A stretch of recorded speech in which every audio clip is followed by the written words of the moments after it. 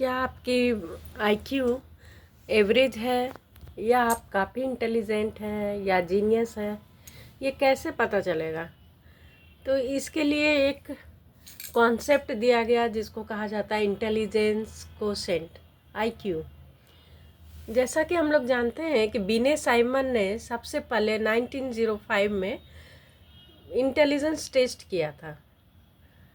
फिर उसका संशोधन हुआ 1908 में, और 1912 में विलियम स्टर्न ने आईक्यू के कॉन्सेप्ट को दिया। उन्होंने आईक्यू का एक फार्मूला दिया जिसे कहा जाता है आईक्यू बराबर MA/CA इंटू 100। तो MA क्या है भाई? तो MA is the mental as and CA is the chronological age. तो क्रोनोलॉजिकल एज उसका वास्तविक उम्र होता है, और मेंटल एज जो होता है वो उसकी क्षमता, एबिलिटी पर डिपेंड करती है। जैसे कोई बच्चा अगर 10 साल का है और वो 12 ईयर्स के क्वेश्चन को सॉल्व कर रहा है तो उसका MA 12 ही माना जाएगा। और उसको हम कैसे निकालेंगे? तो IQ बराबर MA/CA इंटू 100। 100 को एवरेज माना जाता है, इसके लिए 100 का यूज किया जाता है।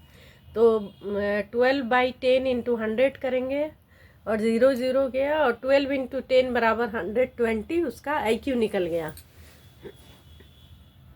और इस तरह से हम लोग IQ निकालते हैं। और अगर उसका IQ 120 आया तो इसको हम लोग एक चार्ट के माध्यम से देख सकते हैं कि 120 IQ किस लेवल में आएगा।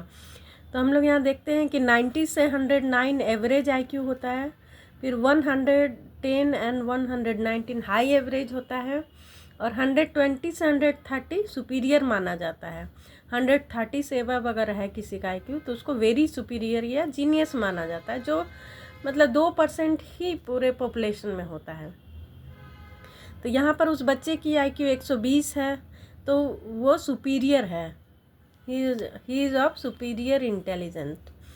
और अगर बिलो 70 किसी का IQ होता है तो वह इंटेलेक्चुअली डिसेबल्ड होता है। यानी कि 100 को एवरेज माना जाता है, और 100 से जैसे जैसे हम ऊपर बढ़ते हैं तो उसका IQ भी बढ़ता जाता है, और 100 से नीचे जैसे आते हैं तो IQ घटता चला जाता है। इसको हम लोग एक कर्व के द्वारा भी समझ सकते हैं। इस कर्व में देखिए, इसको लर्निंग, जिसको कि इंटेलिजेंट कर्व कहा जाता है, नॉर्मल कर्व कहा जाता है, जिसमें कि एवरेज IQ 100 है। 100 को मीन मान लिया जाता है, और 100 से जैसे जैसे इधर हम बढ़ते हैं 110, 120, तो वैसे वैसे हमारा IQ का लेवल भी बढ़ता चला जाता है। हाई एवरेज, सुपीरियर, और 130 से ऊपर है तो वेरी सुपीरियर। और अगर हम लोग 100 से नीचे चले आते हैं, जैसे 90 हो गया, 80 हो गया और 70 हो गया, तो 70 जहाँ हो गया तो व्यक्ति का IQ वह इंटेलेक्चुअल डिफिशियंसी में आ जाता है। और जैसे जैसे उसका लेवल गिरता चला जाता है तो बच्चे का IQ बहुत कम हो जाता है, और उसको हमेशा देखभाल करने की ज़रूरत पड़ती है।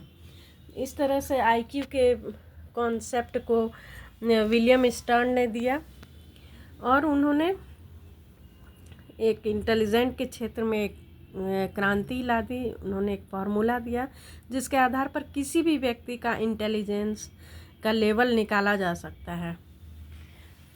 और हम जानते हैं कि जैसे जैसे हमारा IQ कहा जाता है कि बचपन में 2 से लेकर के 4 साल के एज में ही व्यक्ति का जो डेवलपमेंट होना होता है वो हो जाता है, और बाद में आगे चल कर के ये मेंटल एज जो होता है वह धीरे धीरे कम होने लगता है।